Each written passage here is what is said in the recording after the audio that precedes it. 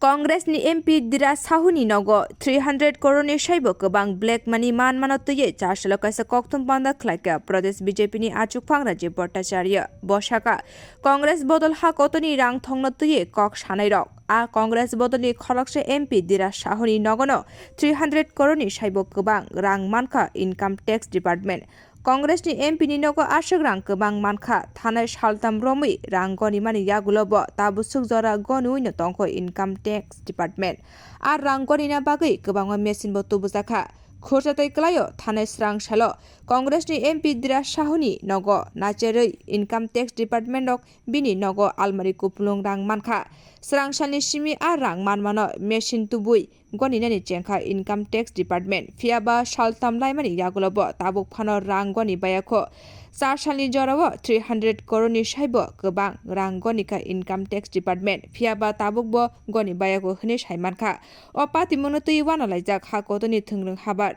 fiaba abono tui mungsa kok saya Congress ni Ojama Rahul Gandhi Sonia Gandhi te Mallikarjun Kharge hne saka Rajib Bhattacharjee উপস্থিত আমার সাংবাদিক বন্ধুদের আমি অনেক অনেক স্বাগত জানাচ্ছি অভিনন্দন জানাচ্ছি আজকে এই প্রেস কনফারেন্সটা একটু ভিন্ন ধরনের এই কারণ আপনারা ইতিমধ্যেই অবগত হয়েছেন যে দেশের অর্থনৈতিক পরিকাঠামো নিয়ে যারা কথা বলেন এই কংগ্রেস আজকে সবচেয়ে বিস্ময়কর ব্যাপার হলো যে আজকে এই যে চিত্র কিছু আপনারা দেখতে পাচ্ছেন যে ঘর ভর্তি টাকা একটা বিস্ময়কর দৃশ্য এই বিস্ময়কর দৃশ্য এখন পর্যন্ত আয়কর দপ্তরে যে ছাপা 6 ডিসেম্বর থেকে শুরু হয়েছে ঝাড়খণ্ড উড়িষ্যা পশ্চিমবাংলায় সেখানে কংগ্রেসের একজন রাজ্যসভার সাংসদ ধীরাজ সাহু তার কাছ থেকে প্রায় 300 কোটিরও উপর এখনো গণা চলছে গণা শেষ হয়নি 300 কোটিরও উপর তার ঘর থেকে আয়কর দপ্তর সেটা বাজেয়াপ্ত করেছে টাকার পরিমাণ এত বেশি যে বিগত কয়েকদিন ধরেই আয়কর দপ্তর এই টাকা গুনতে গুনতে টাকার মেশিনও খারাপ হয়ে যাচ্ছে এবং বিশেষ করে এই যে টাকার ব্যাগ তারা নিয়ে আসছে এই টাকার ব্যাগ ভর্তি মানে টাকার যে পরিমাণ সেই পরিমাণ মানে ইমাজিন করা যাচ্ছে না এইভাবে কংগ্রেস যিনি এই ধীরাজ সাহু রাজ্যসভার সাংসদ এবং তিনি চেত্রা লোকসভা কেন্দ্রে উনি দুইবার উনি লোকসভা নির্বাচনে প্রতিদ্বন্দ্বিতা করেছেন কংগ্রেসের উনি হেরে যাওয়ার পর ওই কংগ্রেসীরা ওই রাহুল গান্ধীরা এত ঘনিষ্ঠ যে ধীরাজ সাহুকে রাজ্যসভায় পাঠিয়েছেন এবং এই ধীরাজ সাহুকে রাহুল গান্ধী যে ভারত জোড়ো যাত্রা সেই ভারত জোড়ো যাত্রায় ছায়া সঙ্গী হিসাবে তাকে দেখা গেছে এই ধীরাজ গুহকে আজকে এত বড় অর্থ আয়কর দপ্তর বাজেয়াপ্ত করছেন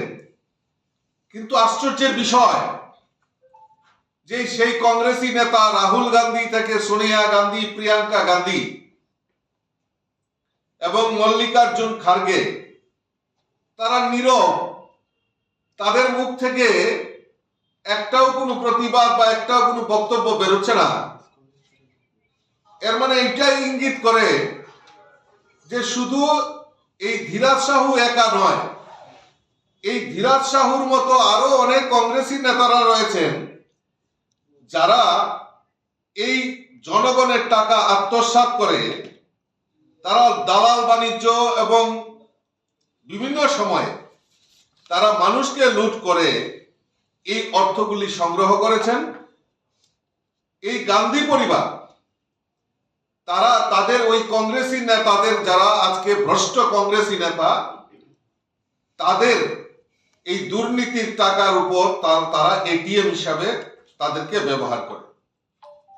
মোহব্বত কি দোকান এর ফ্র্যাঞ্চাইজি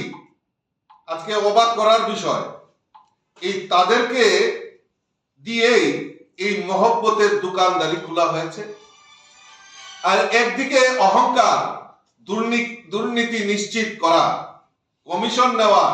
লুণ্ঠন দালালি করা জোট, আর অন্যদিকে আমাদের যশস্বী প্রধানমন্ত্রী নরেন্দ্র মোদীজি সেই দুর্নীতি নির্মূল করার গ্যারান্টি, সেটা কয়দিন আগেই যে 3টি বিধানসভা নির্বাচনের রেজাল্টে তা প্রমাণিত হয়েছে। দেশের গ্যারান্টি একমাত্র দেশের যশস্বী প্রধানমন্ত্রী নরেন্দ্র মোদীজি। আজকে রাহুল গান্ধী কোনো উত্তর দিতে পারছেন না কংগ্রেসের এই ধীরাজ সাহুর মতো এইরকম দুর্নীতিবাজ, যারা কংগ্রেসের এটিএম হিসাবে রূপায়িত হয়েছে, যেখানে কংগ্রেসের প্রতিনিধিরা আজকে এই গান্ধী দুর্নীতির কেন্দ্র হিসাবে তা পরিচিত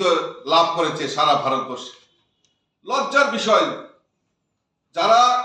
এই দেশ নিয়ে বড় বড় কথা বলেন,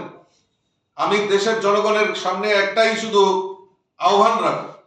যে আপনারা এই চিত্রগুলি দেখুন, আর ওই কংগ্রেসী নেতাদের যখন ভাষণ দেয়, সৎ নিষ্ঠা হওয়ার জন্য যখন ভাষণ দেয়, তাদের মুখোশগুলি আপনারা চিনে রাখুন এবং আগামী দিন তাদেরকে উপযুক্ত জবাব দেওয়ার জন্য আমি দেশবাসীর কাছে আহ্বান রাখছি। মাননীয় প্রধানমন্ত্রী দেশের জনগণের কাছে আহ্বান করেছেন যে যারা এই দুর্নীতির সঙ্গে জড়িত, যারা দেশের জনগণের টাকা আত্মসাৎ করে তাদের ব্যক্তিগত সম্পত্তি করেছে, দেশের সম্পদকে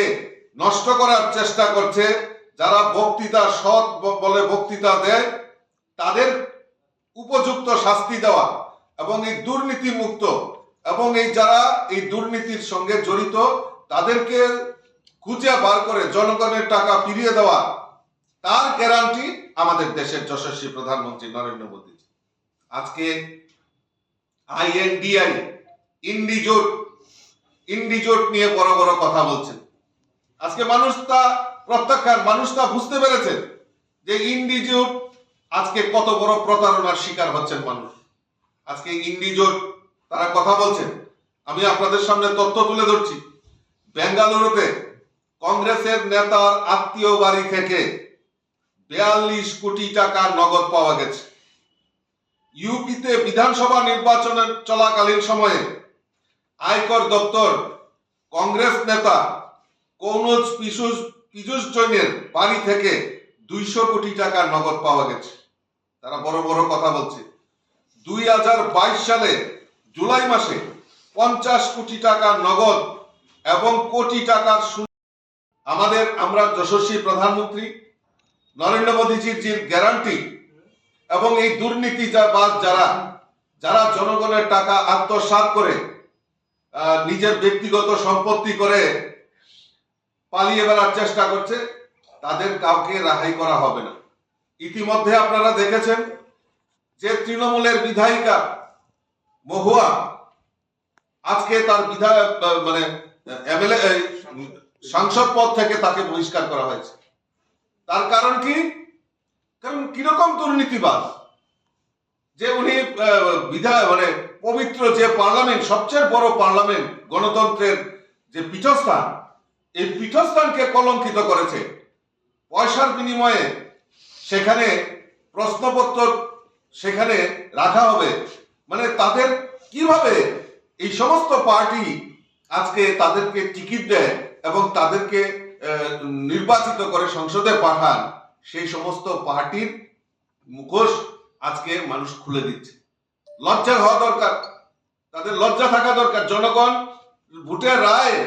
ভোটের রায়ে তারা সংসদ নির্বাচিত হয়ে জনগণের সুখ দুঃখের পাশে থাকার কথা, তাদের বক্তব্য তুলে ধরার কথা। সেই জায়গায় পয়সার বিনিময়ে বড় বড় কোম্পানি তারা সঙ্গ হচ্ছেন শুধু পয়সার বিনিময়ে আর নিজেদের ব্যক্তিগত সম্পত্তি বৃদ্ধির লক্ষ্যে। আজকে তা প্রমাণিত হয়েছে। কাজেই আমরা চাই দেশের যশস্বী প্রধানমন্ত্রী নরেন্দ্র মোদীজির এই গ্যারান্টির উপর মানুষ ভরসা রেখেছেন। গত যে 3টি বিধানসভা নির্বাচন, মধ্যপ্রদেশ, রাজস্থান এবং ছত্তিশগড়ে ভারতীয় জনতা পার্টির নেতৃত্বে সরকার সেখানে প্রতিষ্ঠা হয়েছে। মানুষ বিশ্বাস করেছে যে না, এই ভারতবর্ষের যদি গ্যারান্টি হতে পারে একমাত্র দেশের যশস্বী প্রধানমন্ত্রী নরেন্দ্র মোদীজি। তাই আমরাও চাই যে আবারও এই 2024-এ যে লোকসভা নির্বাচন, এই লোকসভা নির্বাচনে আমরা দেশের যশস্বী প্রধানমন্ত্রী হিসাবে নরেন্দ্র মোদীজিকে দেখতে চাই। সেই সংকল্প নিয়ে আমরা কাজ করছি।